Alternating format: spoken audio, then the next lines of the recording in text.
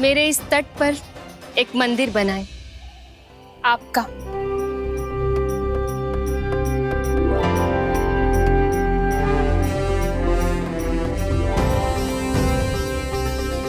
माता फल्गु चाहती हैं कि उनके तट पर वन देवी के मंदिर की स्थापना की जाए।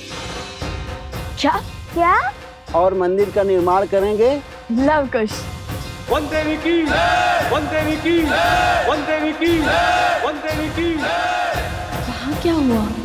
ऋषि असुरी के तप में मेरी इच्छा जानने की शक्ति, उन्होंने ये इच्छा सबको बता दी। आपका आभार माता। जो भी श्रद्धालु आपके मंदिर में आकर आपके दर्शन करेगा, उसे लव कुश जैसे ही संस्कारी पुत्रों की प्राप्ति हो।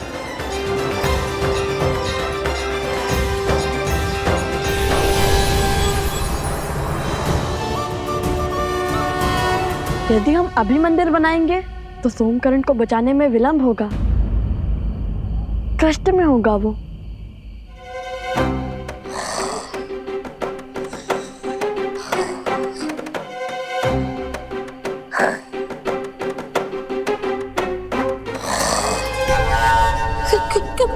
कौन है? अपने ही खर्राटों से डर गए। कहने को तो तुम लोग लव और कुश के मित्र हो, और इतने कायर। कितने सालों से भूखे हो, पूरी थाली चट कर गए। मैं ही मूर्ख हूं जो तुम्हारे हाथ में धनुष देख के तुम्हें कुश समझ बैठा था। मन तो करता है तुम्हें अभी खा जाऊं, किंतु रक्त केतु अपना उद्देश्य पूरा करने के लिए तुम्हारा उपयोग करना चाहता है। रक्त केतु? वो मायावी असुर जो रक्त बहने पर मरता नहीं है, बल्कि अपना रक्त बढ़ाता जाता है। वो दूसरों के रक्त पर ही पलता है, उसके रक्त की एक एक बूंद चूस लेता है। तुम्हें लव कुश की शक्ति का बोध नहीं है? वो किसी भी स्थिति परिस्थिति से लड़कर मुझे खोज लेंगे। यही तो चाहता है रक्त केतु। लव और कुश उन तक पहुंचे, क्या आए।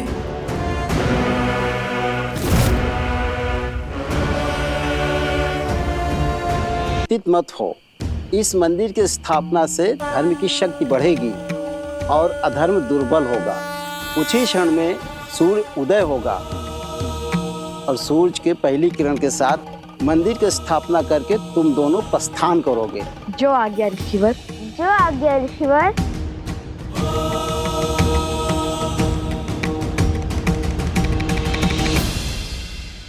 माता,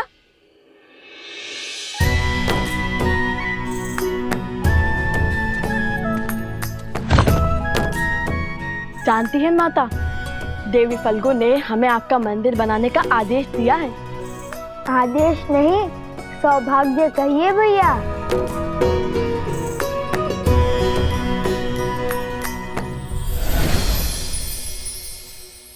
देखिए माता, महाराज जनक का तुनीर उन्होंने उपहार में दिया है हमें।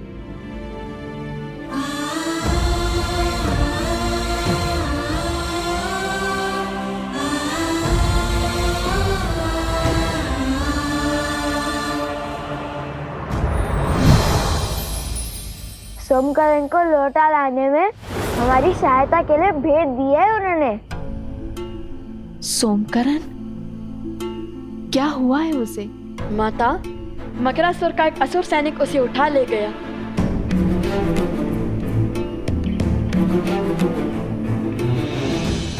उसकी सहायता करना हमारा दायित्व है। चलो उसकी मदद करते हैं। इसकी कोई आवश्यकता नहीं है।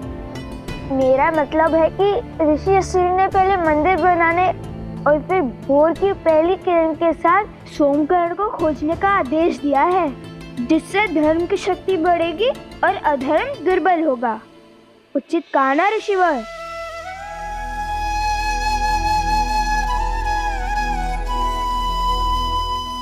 ऋषिवर सोमकरण? चिंतित ना हो देवी, लव कुश सोमकरण को अवश्य खोज लाएंगे। किंतु देवी फल्गु की इच्छा पूरी किए बिना उनका यहाँ से प्रस्थान अनुचित होगा। जैसी देवी फल्गु की इच्छा। आप विश्वास रखिए माता, कल भोर तक आपका मंदिर भी बन जाएगा और हम सोमकरण को लाने के लिए निकल चुके होंगे। कुछ नहीं होने देंगे हम सोमकरण को। वही तो है जो मेरी हर कथा पर 100% विश्वास करता है। ना कोई प्रश्न पूछता है और ना कोई उत्तर चाहता है। अपने परम मित्र को प्राण देकर भी बचाऊंगा मैं। अब मंदिर निर्माण करते हैं, फिर ये कथा भी तो सोमकरण को सुनानी होगी ना।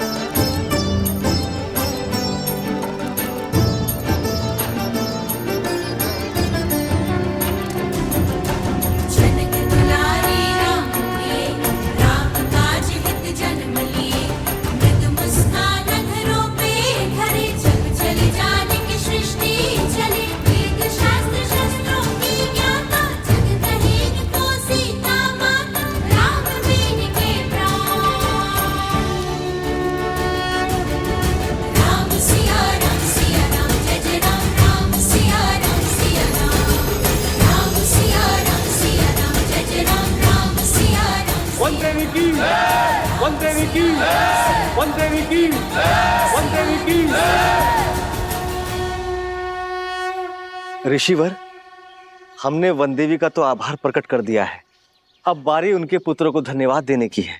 हम सब उनके आभारी हैं ऋषिवर।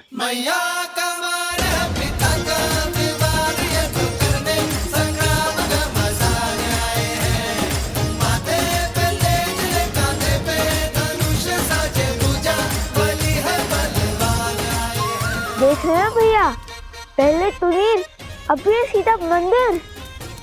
माता ने क्या कहा था कि धर्म के पथ पर धूप भी होती है और छांव भी। समझ गया।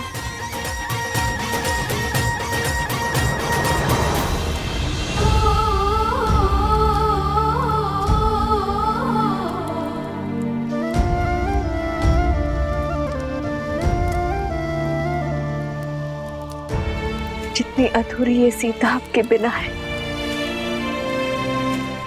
उतना ही अधूरा ये मंदिर आपके बिना है श्री राम।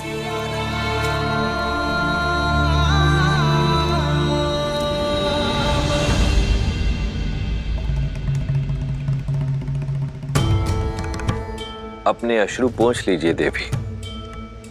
जब किसी महापुरुष या महान आत्मा के हृदय में कोई इच्छा जागृत होती है तो न केवल उसके अपने सत्कर्म अपितु उसके अपनों के सत्कर्म भी मिलकर उस इच्छा को पूर्ण करने में एकजुट हो जाते हैं। अर्थात देवी सीता की इच्छा पूरी होगी? क्यों नहीं देवी।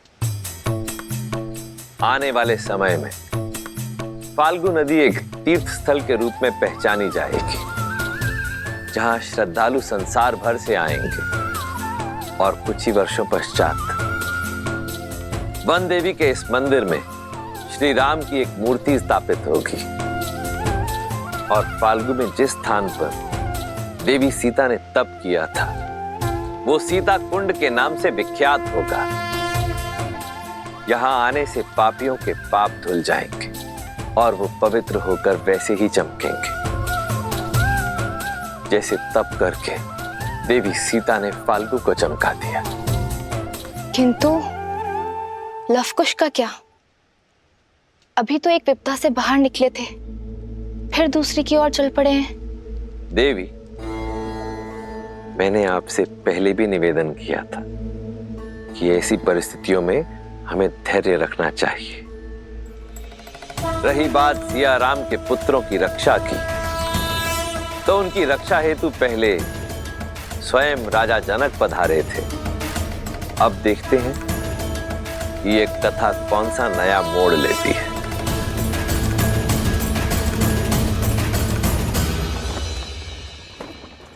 क्षमा करें प्रभु, मुझे नहीं लगता कि भरत भैया आपका ये आदेश स्वीकार करेंगे। प्रभु, वो प्राण दे देंगे, किंतु आपके रहते वो अयोध्या का सिंहासन नहीं स्वीकारेंगे। भरत को मानना होगा हनुमान, क्योंकि ये उसके बड़े भाई का आग्रह नहीं, अयोध्या के महाराज का संदेश है। भरत अयोध्या के साथ प्रतिबद्ध होगा, मैं स्वयं उसका राज्याभिषेक करूंगा।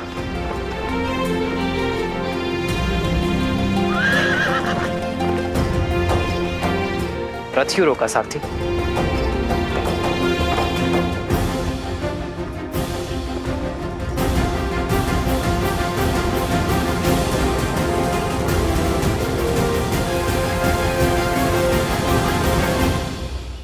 निश्चिंत होकर जाइए माता, और हमारे लिए चिंतित न हो।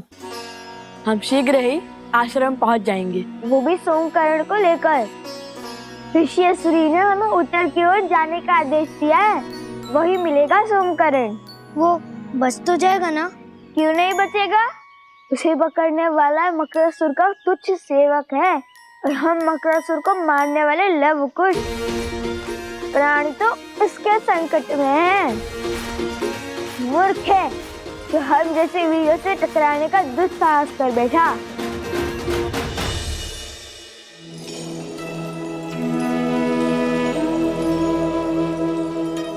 अपना ख्याल रखना। जी माता।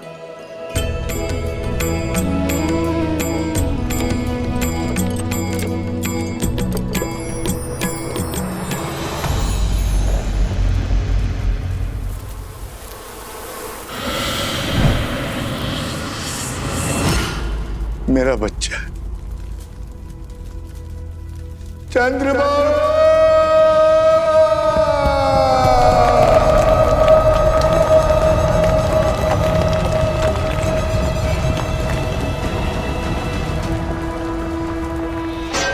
चंद्रबाहु, चंद्रबाहु, मेरे पुत्र।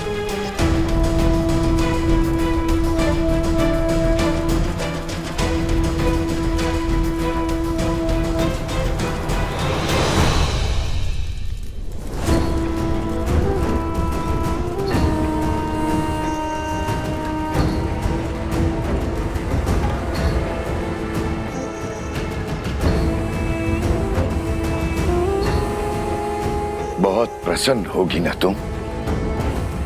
प्रसन्न होगी ना अपने पति को छलकर अपने पत्नी धर्म से विमुख होगा? अरे जिसके प्राण ले लिए उसके लिए विलाप का स्वांग क्यों? तुमने मारा है मेरे पुत्र को, तुमने। हाँ हाँ हाँ, मैंने मारा है उन्हें, मैं हूँ दोषी।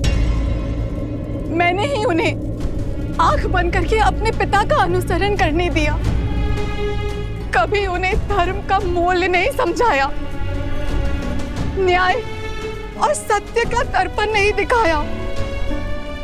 हाँ, मैंने मारा है उन्हें। बस, जिस अधर्म की तुम दुहाई दे रही हो देखती जाओ, कैसे मेरे पुत्र की बलि धर्म और अधर्म के इस युद्ध में राक्षसों की ओर से अंतिम बलिदान होगी। मूर्ख मत बनिए, अपमान नहीं कर रही हूँ, आपको सत्य बता रही हूँ।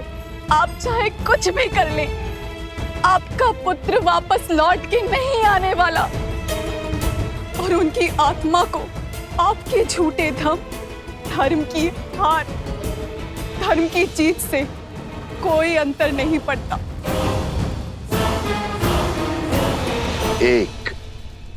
केवल एक कार्य था तुम्हारा, ब्रह्म मंत्र का जाप, उसमें भी मात खा गई।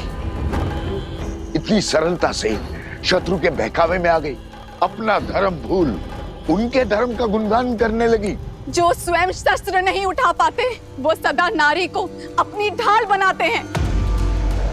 लोग अपवाद और शंका से नारी का चरित्र मलिन करते हैं। आज मैं पद्मा अपने संचित सभी पुण्यों के बदले आपको श्राप देती हूँ। कि जिस नारी को आप खिलौना समझते हैं वही आपका अंत करेगी।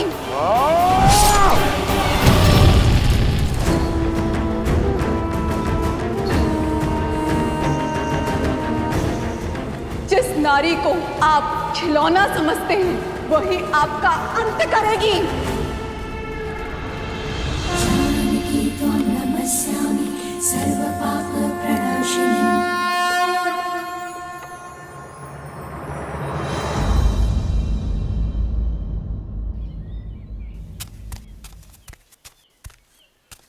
कुश कुश हाँ, चाल में शीघ्रता लाओ कुश, हमारे पास इतना भी समय नहीं है।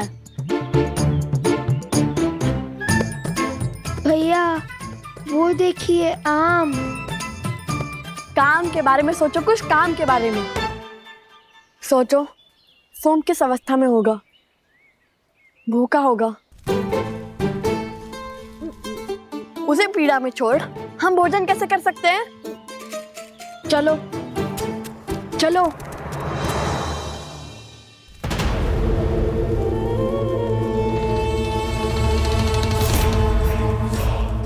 रक्त केतु,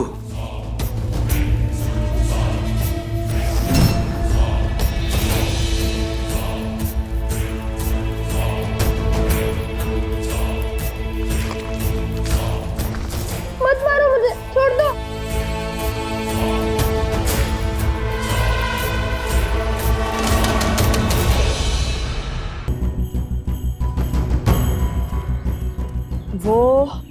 वो इस ओर गया होगा, क्योंकि अन्य दिशाओं में तो राजा श्री राम का राज्य फैला हुआ है।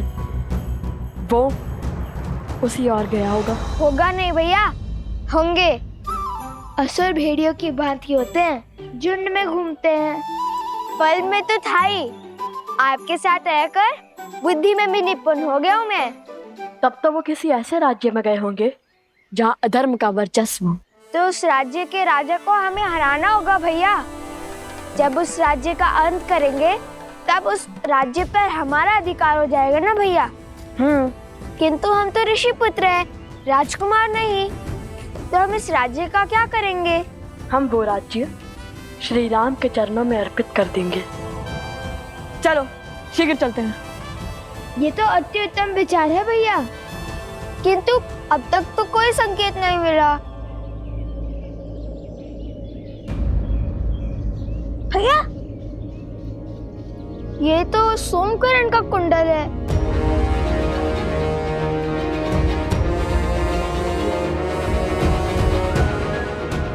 अर्थात वो उसे इसी ओर ले गए होंगे। सचेत रहो भैया। श्री राम के चरणों में राज्य रखने से पहले ही हमें संकेत मिल गया। चलो अब हम केवल श्री राम की बातें ही करेंगे।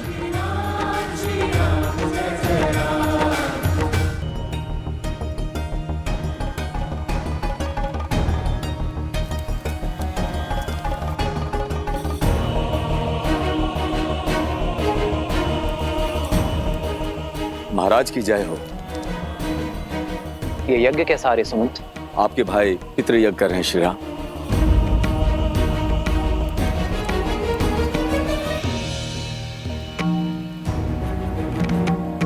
अकस्मात ये पितृ यज्ञ क्यों?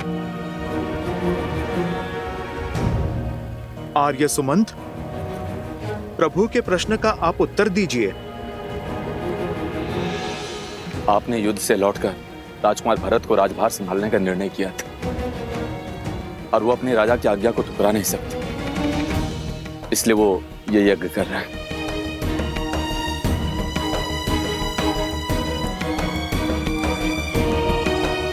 पितृ यज्ञ से प्रभु का राजकाज छोड़ने का क्या अर्थ है?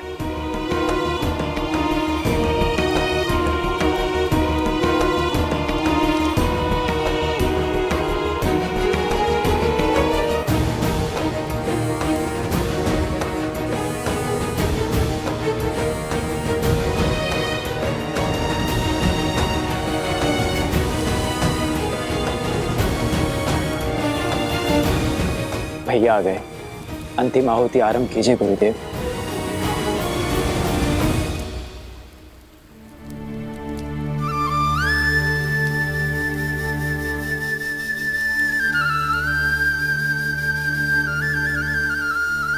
भरत के इस निर्णय का मुझसे क्या संबंध? जानता हूं मैं।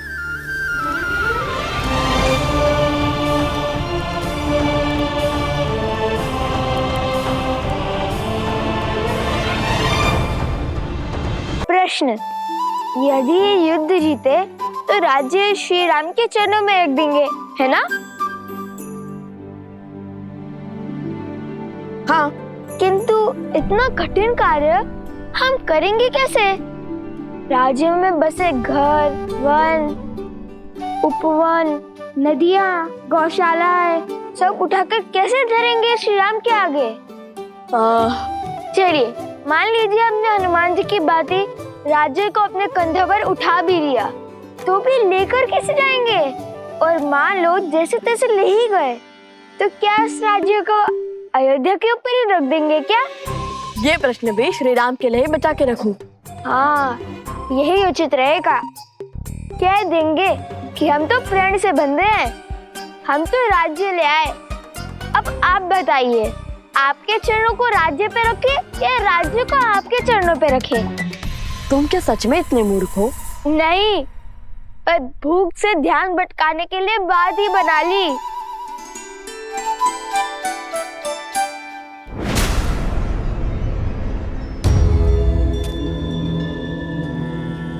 देख रहे हो सोमकरण का दूसरा कुंडल? अवश्य ही उसने हमें मार्ग दिखाने के लिए फेंका है।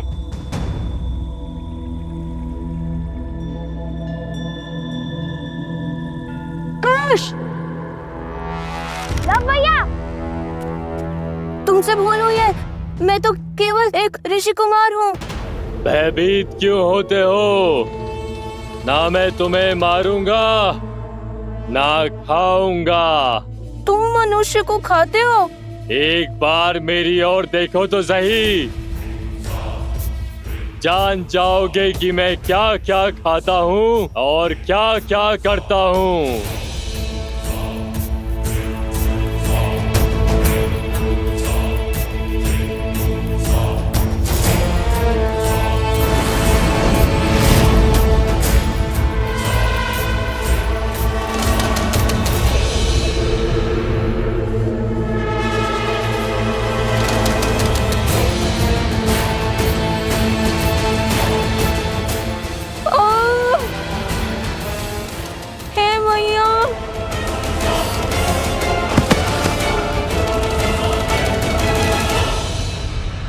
महाराज, सहस्त्रमुख रावण को सूचित किया,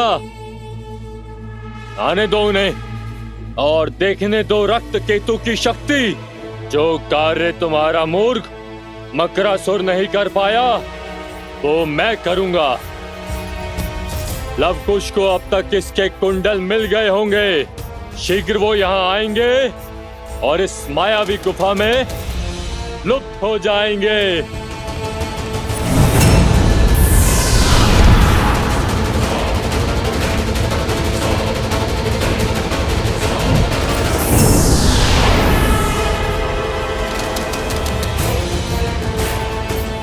इस गुफा में प्रवेश अपनी इच्छा से होता है, किंतु निकास मेरी इच्छा से।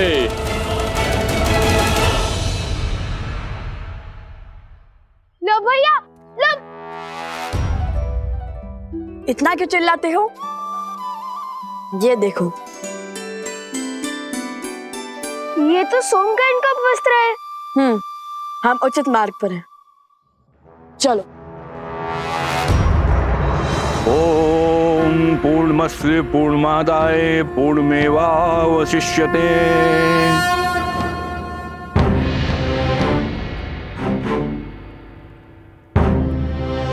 मेरे साथ बोलिए। आदरणीय पूर्वजों, आदरणीय पूर्वजों, पंचद्रव्य की ये अंतिम आहुति स्वीकार कीजिए। पंचद्रव्य की अंतिम आहुति स्वीकार करें। हम इसे सच्चे मन और सम्मान के साथ आपको अर्पित करते हैं। मैं इसे सच्चे मन और सम्मान के साथ आपको अर्पित करता हूँ। इसे ग्रहण करें। इसे ग्रहण करें।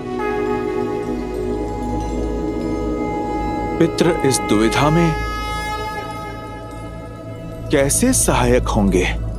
ओम पितृगणाय विद्महे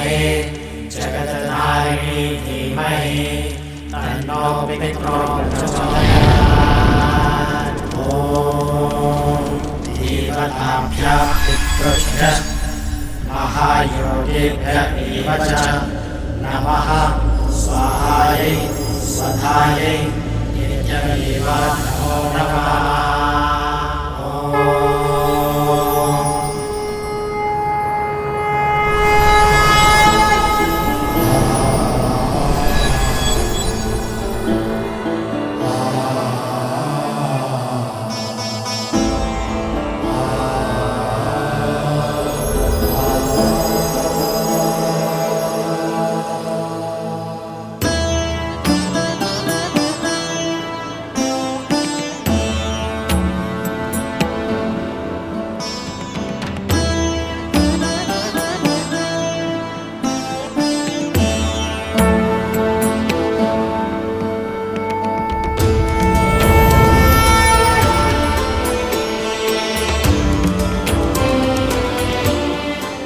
महाराज दशरथ, महाराज अज, महाराज दिलीप, महाराज रघु और सभी इक्ष्वाकु पूर्वजों, अपने वंशजों की प्रार्थना सुनने के लिए धन्यवाद।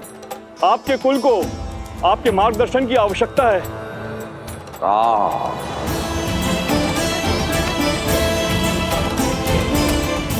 मेरे पुत्र,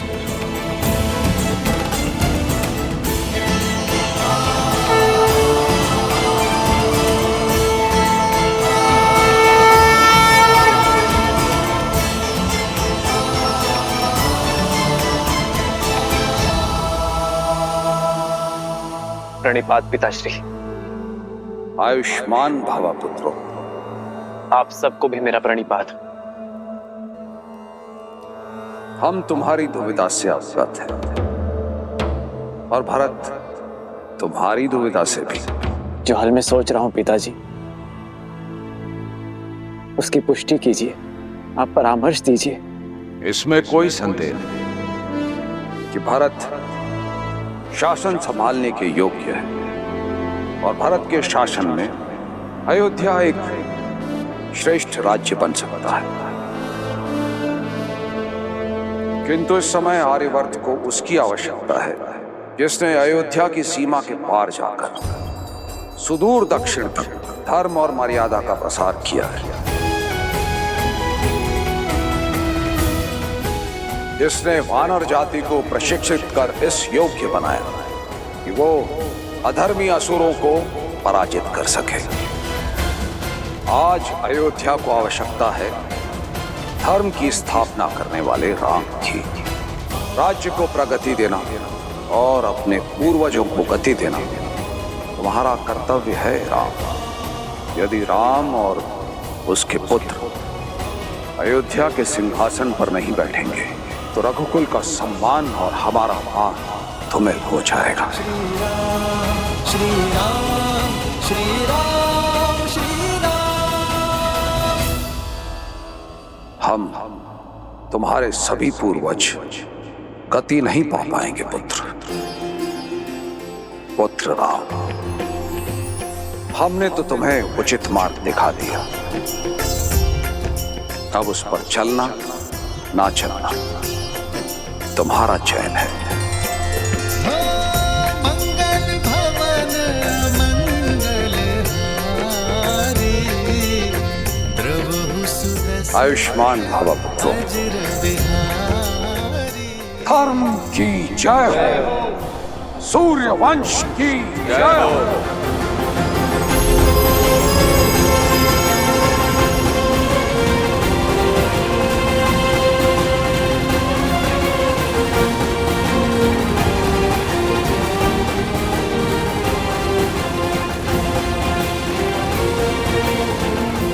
भैया,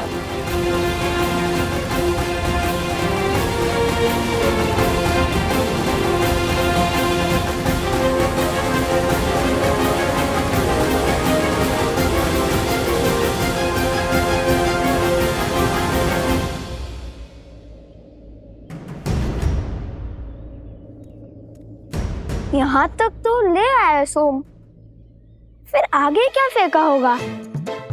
धोती और फिर कॉपिन क्या कह रहे हो? बाद में अगर धोती मिली तो उसे लौटा देंगे। कुश, चलो।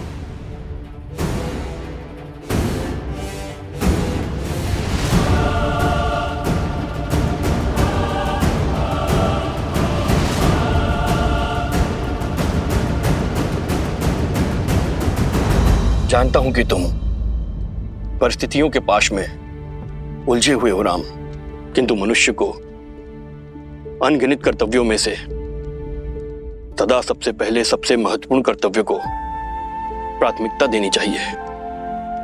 जो सबसे आवश्यक है वो दायित्व निभाना चाहिए। ये पितृयज्ञ करवाकर भरत ने मुझे अपना कर्तव्य स्मरण करवा दिया है आचार्य। मनुष्य का हर कर्तव्य पुत्र शब्द में छुपा है। जो पुत्र अपने पूर्वजों को पू नाम के भयावह नरक से ना उभारे, उस पुत्र का जीवन अधूरा है। और उसी अधूरे जीवन को पूर्ण करने के लिए आपका दूसरा विवाह आवश्यक है।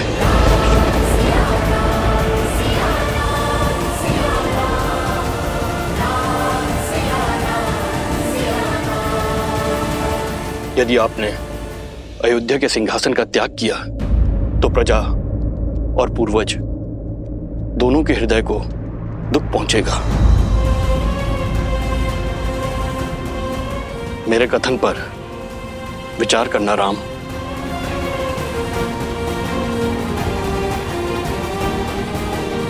जी आचार्य। कल्याण।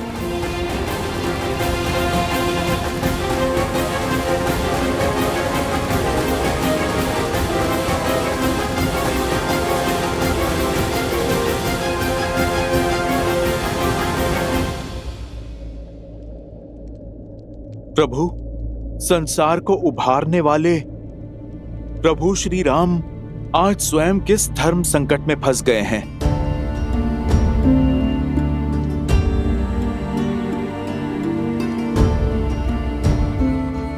ये समय तो आना ही था हनुमान। वास्तविक धर्म युद्ध लंका में नहीं, अयोध्या में है। मैंने अपना कर्तव्य निभाने के लिए सीता का त्याग तो कर दिया, अपने हृदय से सीता को दूर कभी नहीं कर पाया। कारण चाहे जो भी हो, यदि आज मैंने दूसरा विवाह किया तो ये समस्त समाज इसे अनुचित उदाहरण मान स्त्री के विरुद्ध अन्याय करता रहेगा। यदि धर्म की मूरत सीता को अन्याय मिला तो ये समूची स्त्री जाति कभी न्याय नहीं पा सकेगी हनुमान। प्रभु, तब तो सीता मैया को लौटने का अवसर मिलना चाहिए। इतने वर्षों आप दोनों ने जो तप किया, अब उसका फल आपको मिलना चाहिए प्रभु। सोमकरण अवश्य ही भीतर बंदी होगा।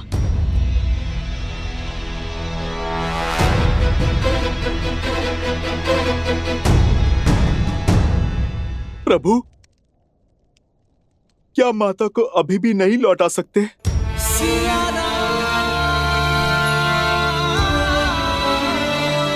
अभी भी असुर और असुरी सोच जीवित है हनुमान। अधर्म को जड़ से निकालने में अब भी समय है। हमारी छोटी सी भूल लोक अपवाद की चिंगारी को भड़का सकती है।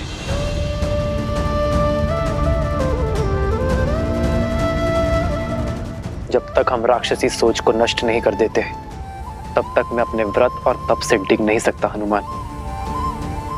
और तब तक मेरी सीता और संतान अयोध्या नहीं लौट सकते।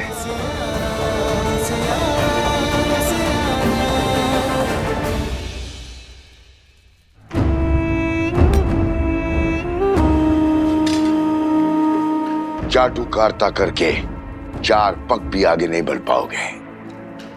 उठो और क्रोधित मत करो मुझे। सिंह समझकर बकरी उठा लाए हो मूर्ख। भूल तो हुई है, फिर सोचा ले आए ही हैं तो उन तक पहुंचने की सीढ़ी ही बना लेंगे। अद्भुत। अब तनिक मकरासुर की योजना स्मरण कराना मुझे। मौन क्यों हो? बोलो।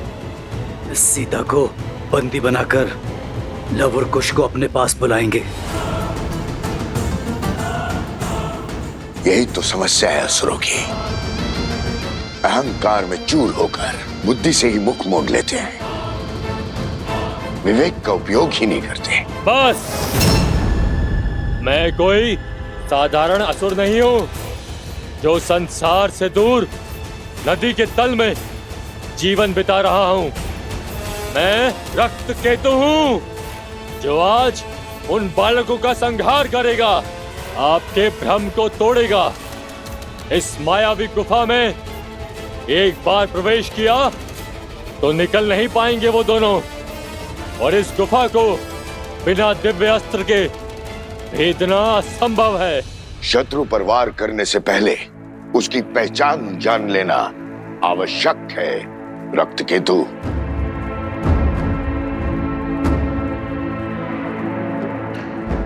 उठने का समय आ गया बालक, उठ जाओ।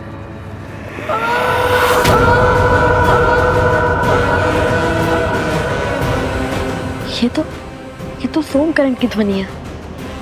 कुश, वो अवश्य ही भीतर है, तो उस ओर जाकर देखो, और हाँ, केवल संकेत की भाषा में बात करना।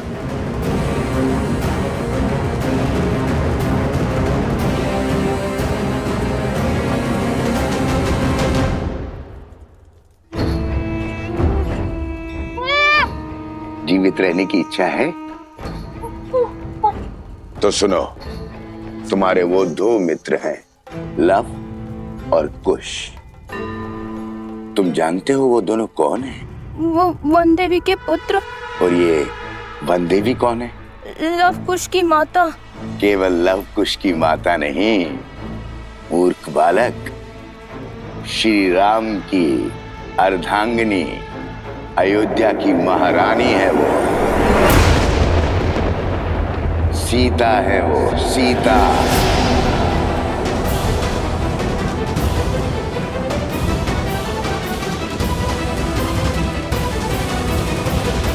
अब यदि मेरा कहा मानोगे तो जीवित छोड़ दूंगा, अन्यथा नहीं।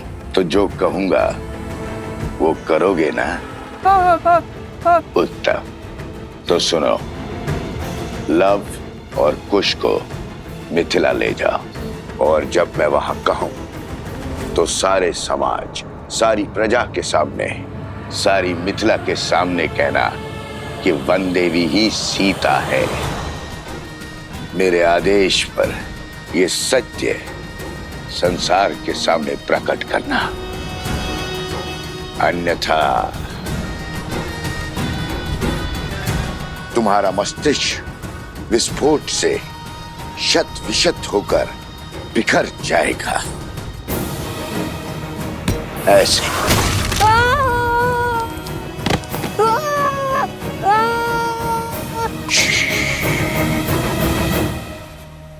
चिल्लाओ मत।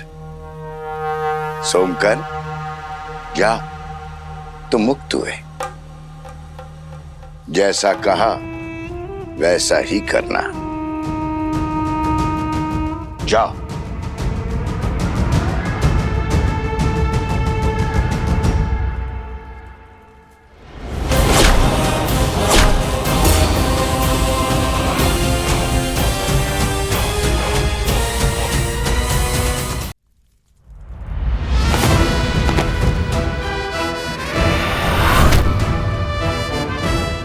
चिंतित मत हो सोमकरण, हम आ गए हैं। तुम क्यों आ गए?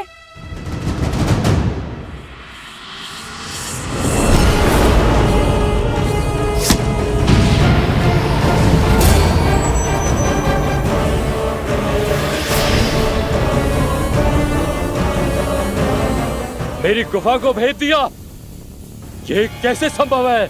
जो धर्म के मार्ग पर चलते हैं, धर्म स्वयं उनकी सहायता करता है।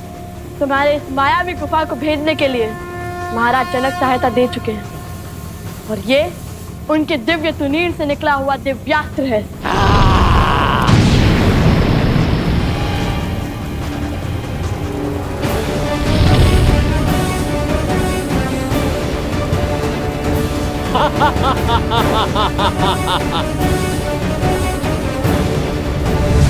उतर!